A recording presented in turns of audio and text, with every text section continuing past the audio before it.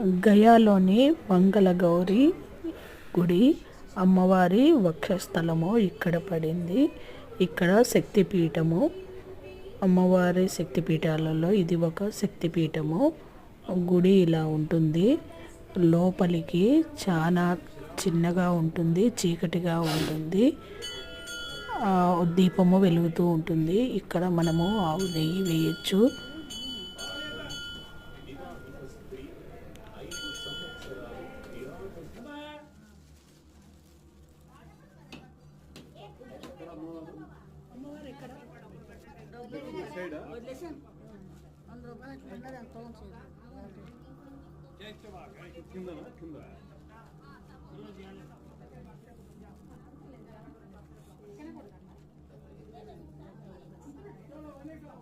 లోపల